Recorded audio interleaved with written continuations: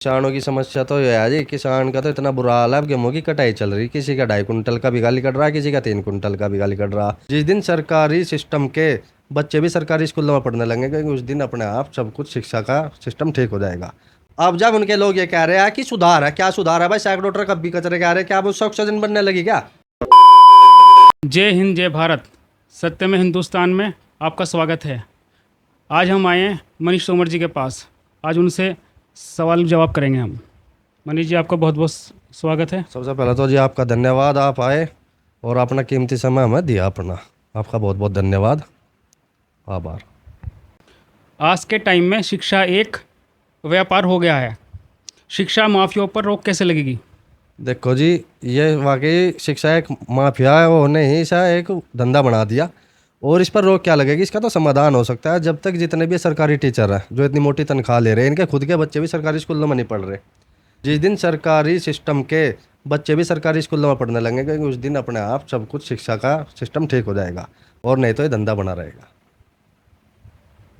मुजफ्फरनगर में आरडीएफ के नाम पर नगर पालिका का कचरा चलाया जा रहा है फैक्ट्रियों में। इस पर रोक कैसे लगेगी? देखो जी, हम तो 6 महीने हो गए आरडीएफ के खिलाफ। हमारी आरडीएफ नहीं कहेंगे, हम इसे नगर पालिका का कचरा है। इसमें बल्ब, ईंट, पत्थर, पशुओं के अवशेष तलक के हमने प्रदूषण विभाग वालों को दिखाए हैं। और प्रदूषण विभाग की टीम आती है, सैंपल लेकर चली जाती है। आज तक किसी सैंपल का रिपोर्ट नहीं आई है, और वही कचरा बराबर जल रहा है। तो और उल्टा ये हो रहा है कि उल्टा हमारे पर इल्ज़ाम और लगाने लगे कि वजह से हम लोगों को जागरूक कर रहे हैं कि तो इन्फ्लुएंसर है। क्यों भाई? हमारी गलती है कि हम लोगों को अपने जागरूक कर रहे हैं, या तो मरा घुट घुट का औरों की तरह। अच्छा, कुछ संगठन है, ये हमारे क्षेत्र की समस्या है, हमारे लिए मुद्दा नहीं है ये हमारी है समस्या। बहुत बड़ी समस्या है, गंभीर समस्या है। लोगों में जैसे पानी खराब हो गया, पानी से लीवर की बीमारी हो रही, हवा खराब होगी तो हवा से फेफड़े संबंधित कैंसर वगैरह बीमारियाँ हो रही। हर गाँव में बहुत बुरा हाल है। कुछ संगठन के लोग आए थे, वो हमारी समस्या को अपना मुद्दा बताने लगे। बहुत ज़ोर शोर से 2-3 दिन आवाज़ उठाई, समाधान भी करने की। एक बार हम समाधान करवाएंगे, समाधान ये करा कि उनके लोगों ने यहाँ फैक्ट्री में कचरा का ही काम ले लिया। अब जब उनके लोग ये कह रहे हैं कि सुधार है, क्या सुधार है भाई? सैकड़ों ट्रक अब भी कचरे कह रहे हैं, क्या अब उससे ऑक्सीजन बनने लगी क्या? अब उससे जो कचरे से, अब तक तो तुम कह रहे थे कि बहुत गंभीर समस्या हमारा मुद्दा है, अब उस वो जो कचरा जल रहा है पर और ज़्यादा आने लगा पहले से, आपके समाधान कराने से। तो अब क्या उससे ऑक्सीजन बनने लगी? इस पर रोक लगनी चाहिए। प्रशासन बिल्कुल, प्रदूषण विभाग बिल्कुल अंधा बहरा हो रहा है। ऐसा नहीं दिख रहा, आम जनता को दिख रहा, हमें दिख रहा और सबको दिख रहा, इन्हें नहीं दिख रहा। प्रदूषण के कारण किसानों की फसलें और पानी दोनों खराब हो रहे हैं। इस पर कोई संगठन काम नहीं कर रहा है। इस पर आपकी राय क्या है? नहीं जी, संगठन हमारा भारतीय किसान यूनियन राजनीतिक से मैं खुद हूँ, संगठन मंत्री हूँ तहसील का। हम खुद कर रहे हैं काम, कौन कह रहा काम नहीं कर रहा है। लेकिन अब क्या है कि किसान के पास इतना समय हो गया। भाई हमारा संगठन है गरीब संगठन, हमारे में तो है प्योर कोई व्यापारी नहीं है हमारे यहाँ। जैसा और संगठनों में कोई टैक्सी चलाने वाला वो झंडा लगा रखा, या ट्रैक्टर ट्रॉलियों से किराया कर रहा, व्यापार कर रहा, उसका झंडा लगा रहा। हमारे में है टोटल किसान। और हमारे किसान भाई अब बिजी है, कोई गन्ना बो रहा, कोई गेहूँ कटवा रहा, इसलिए थोड़ा सा मामला वो है, किसी के पास समय नहीं। लेकिन हम लग रहे हैं जितना हमसे हो रहा है हम कर रहे हैं।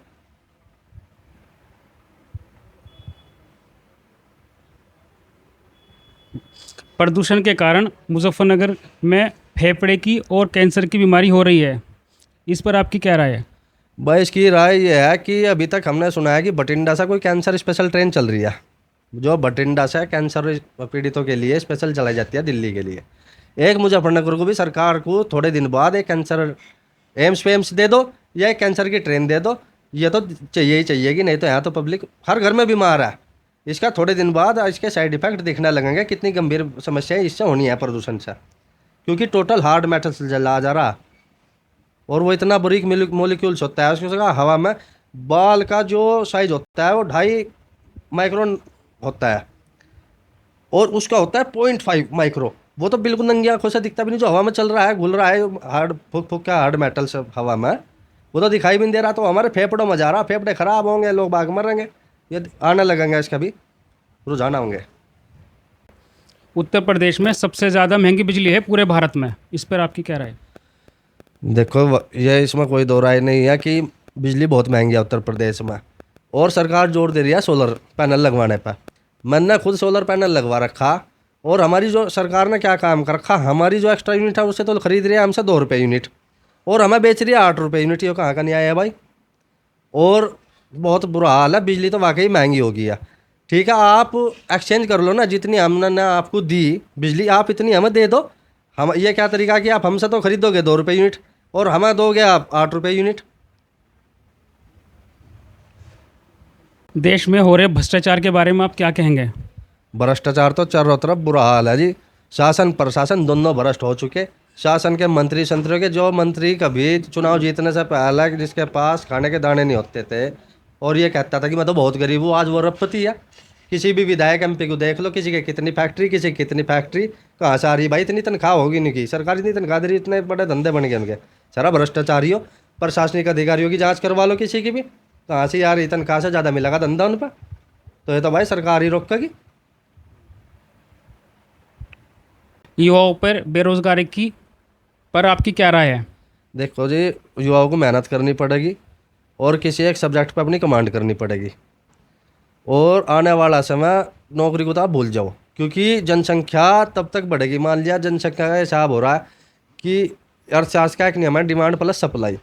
भाई नौकरी तो है, खड़े लाइन में सो तो किसे किसे नौकरी मिलेगी, तो आदमी को स्वावलंबी बनना पड़ेगा और टेक्निकली इम्प्रूव होना पड़ेगा खुद के, जैसे कि मिस्त्री हो गया, कुछ भी वो काम में करना पड़ेगा तो समाधान हो सकेगा। नहीं जनसंख्या बढ़ेगी तो कोई समाधान इस पर नहीं है। किसान की समस्याओं पर आप क्या कहना चाहेंगे? किसानों की समस्या तो ये है जी, किसान का तो इतना बुरा हाल है, अब गेहूँ की कटाई चल रही, किसी का 2.5 कुंटल का बिघा निकल रहा, किसी का 3 कुंटल का बिघा निकल रहा। अब उसमें से 1.5 कुंटल तो कटाई वालों का, मशीन वालों का इनका चला जा, 1.5 कुंटल बजा। 1.5 कुंटल का मतलब है 2,000 रुपये बिघा भी मान लो सरकारी रेट, 3,000 रुपये की उसका बचत है बेचारे की। उस 3,000 रुपये में उसकी दवाई भी, उसकी खुद की मजदूरी भी, सारा हिसाब जोड़ो तो 500-400 रुपये बिघा बच रहे। तो किसान का तो बहुत बुरा हाल है, गन्ने का यही हाल है। कुछ क्या काम कर रखा यूट्यूबरों ने इन्होंने, मैं आपके चैनल के माध्यम से कहना चाहता हूँ, 5,000 रुपये 6,000 रुपये किसी भी, जैसे इंस्टाग्राम वाले हैं या यूट्यूबर है, इन्हें दिया यार, किसी भी दवाई का एडवर्टाइज करवा दिया, वो खेत पर खड़े होकर दिखा देंगे कि हमारा तो 100 कुंटल का बिघा निकल रहा।